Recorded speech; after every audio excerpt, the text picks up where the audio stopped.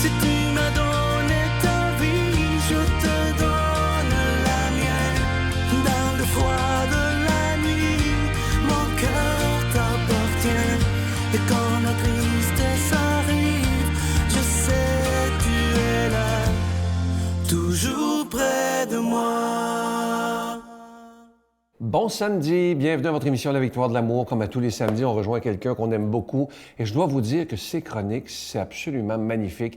Il y a des gens qui prennent ça comme une thérapie, tellement ça leur fait du bien. Et je vous rappelle aussi que si parfois vous avez manqué certaines chroniques de Stéphane ou de d'autres ou d'Omélie, vous savez que toutes nos émissions sont sur notre site Internet. Il y a des gens qui ne le savent pas. Alors, vous allez voir au bas de l'écran le site Internet, là, qui est le www.lavictoiredelamour.org.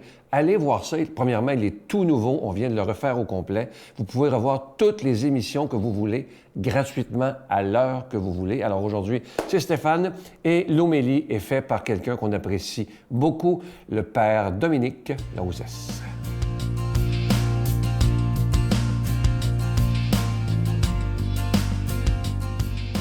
Bonjour à toi, bon samedi. Bienvenue à cette chronique sur les chemins du cœur. Un monsieur m'a écrit l'autre jour au nom de son ami. Je soupçonne que les deux voulaient avoir mon opinion. Et ils se sont adressés à moi par le secrétariat de la Victoire de l'amour en me questionnant très largement sur la rencontre de Dieu et l'expérience de Dieu. Et je voudrais, dans les prochaines chroniques que l'on va vivre ensemble, eh bien, te partager ma réflexion que je leur ai écrite, tout simplement. Parce que c'est un sujet quand même assez important. En tout cas, pour un chrétien, la rencontre de Dieu est capitale. Surtout que nous nous définissons comme des croyants à qui une parole est adressée. Et pas n'importe quelle, une parole divine, une parole faite chair, à travers bien sûr les prophètes, mais surtout à travers son Fils, et qui vient à notre rencontre. Et qui prend conscience que le Dieu dans lequel on croit vient à notre rencontre, eh bien, veut nécessairement ne pas louper, ne pas manquer la rencontre de Dieu. Et je crois que c'est légitime. Tout d'abord, je dirais que la rencontre de Dieu, elle peut être faite d'une manière consciente ou inconsciente, mais aussi d'une manière sensible ou insensible. Si on prend comme point de départ que je crois, que j'ai la foi, que Dieu est là, la rencontre est faite. Il est là, au-delà de la sensibilité, et j'y crois. Honnêtement, je connais beaucoup de personnes, beaucoup de prêtres, de religieux, de religieuses, de chrétiens baptisés, qui se satisfont de cette rencontre faite de foi et non de ressenti. Et franchement, ça peut être un premier pas sur cette rencontre en prenant conscience que Dieu est là. Mais encore, t'es-tu déjà arrêté à savoir où est Dieu? Et si tu te réponds à la question, eh bien, ça peut être un lieu de rencontre. J'aime bien penser qu'il est dans mon cœur. À la semaine prochaine. Notre Père qui es aux cieux, que ton nom soit sanctifié, que ton règne vienne, que ta volonté soit faite sur la terre comme au ciel. Donne-nous aujourd'hui notre pain de ce jour. Pardonne pardonne-nous nos offenses, comme nous pardonnons à ceux qui nous ont offensés. Ne nous laisse pas entrer en tentation, mais délivre-nous du mal, car c'est à toi qu'appartient le règne, la puissance et la gloire, pour les siècles des siècles. Amen. Je continuerai à croire, même si tout le monde perd espoir. Je continuerai à aimer, même si les autres parlent de haine. Je continuerai à construire, même si les autres détruisent. Je continuerai à parler de paix, même au milieu d'une guerre. Je dessinerai des sourires sur des visages en larmes et je tendrai les bras à ceux qui se sentent épuisés. Oui, je continuerai à croire.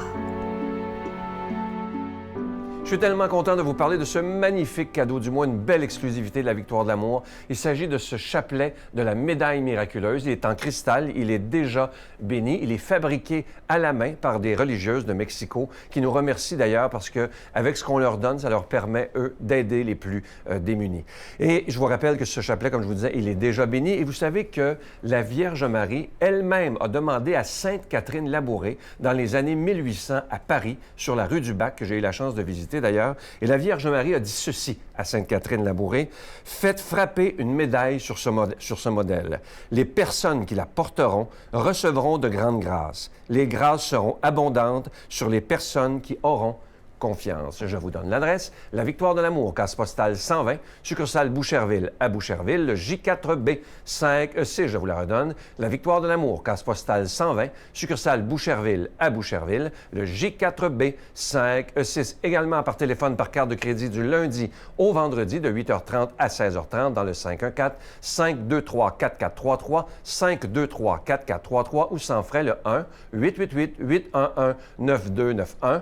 1-888-811-9291 et aussi sur notre site Internet, un moyen très rapide, sécuritaire et efficace de faire votre don, le www.lavictoiredelamour.org. Alors, je vous rappelle ce magnifique chapelet de la médaille miraculeuse. Il est en cristal, il est déjà béni, il est fabriqué à la main et je vous rappelle que vous le recevrez très, très rapidement. Merci d'être des protecteurs de la foi et merci aussi de tout mon cœur de votre prière pour la victoire de l'amour.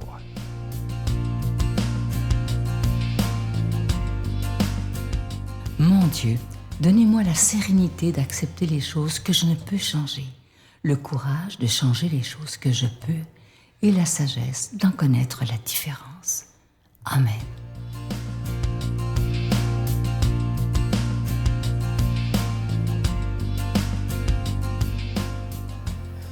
Bonjour, comment ça va?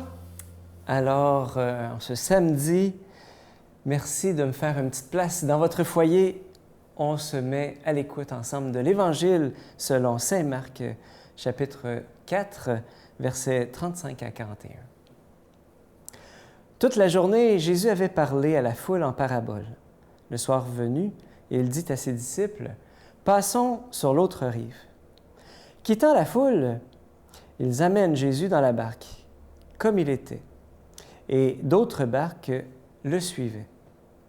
Survient une violente tempête. Les vagues se jetaient dans la barque si bien que déjà elle se remplissait d'eau.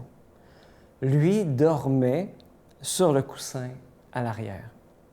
Ses compagnons le réveillèrent et lui crient: « Maître, nous sommes perdus, cela ne te fait rien. » Réveillé, il interpella le vent avec vivacité et dit à la mer: « Silence, tais-toi. » Le vent tomba et il se fit un grand calme.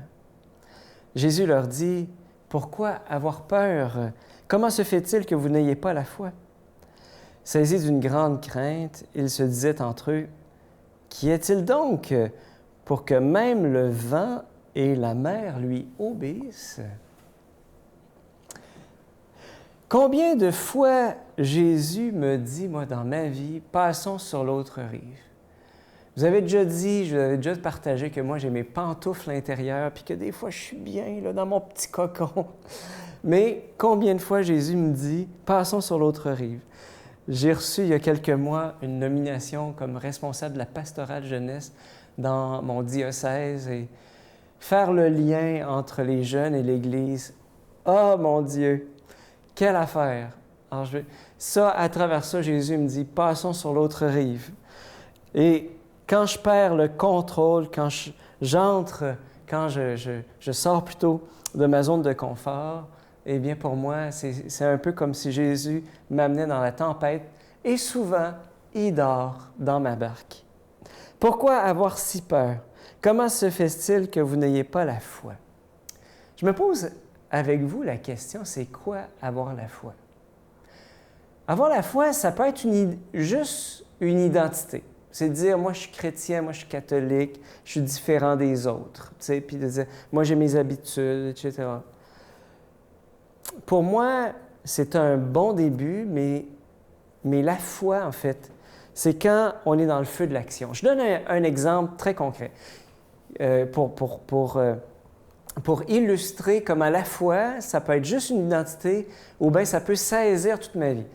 Imagine là qu'on est aux chutes du Niagara, puis qu'on tire un fil de fer au-dessus des chutes du Niagara, puis là que Jésus, c'est un funambule. Puis là, il nous pose la question à tout le monde, là.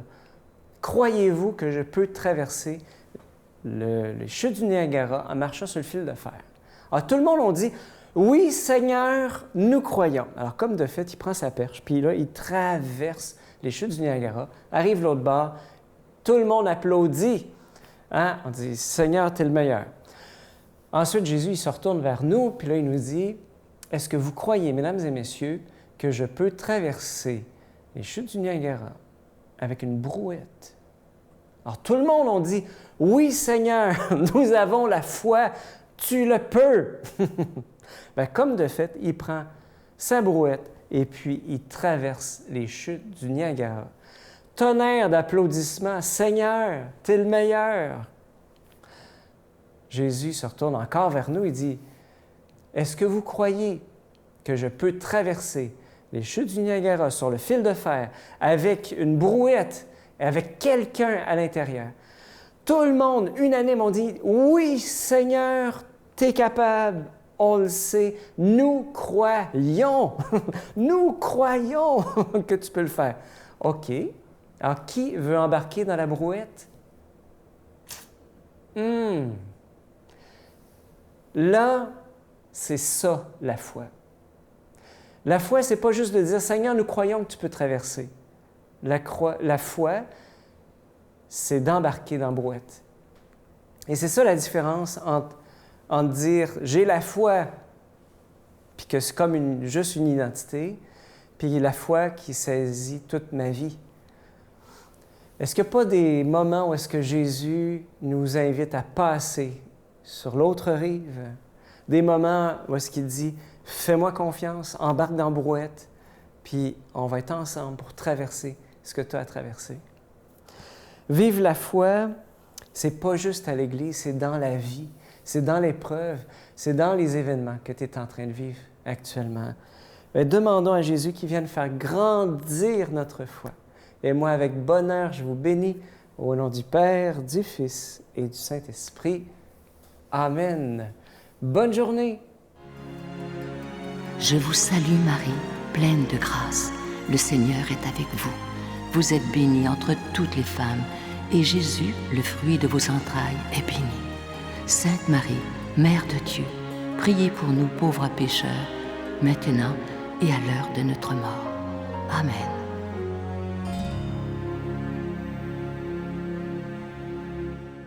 Je vous laisse avec une belle pensée en terminant. Ça dit ceci: le rire est un tranquillisant sans effet secondaire. C'est donc vrai, hein, si on prenait le temps de rire et de sourire à tous les jours, même si quand ça va pas bien, juste en se réveillant le matin, souriez dans votre lit, vous allez voir, votre journée va être différente. À demain. Bye.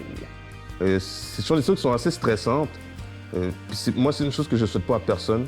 Je ne voulais pas vivre ça non plus. Je veux pouvoir aller au marché en paix, pouvoir aller au parc en paix, avoir une famille en paix, pouvoir faire confiance aux gens, c'est pouvoir accueillir du monde dans ma vie aussi. Parce que quand tu es dans ce milieu-là, ben, tu ne sais pas qui est qui. Ton ami, c'est peut-être le prochain qui va te faire du mal.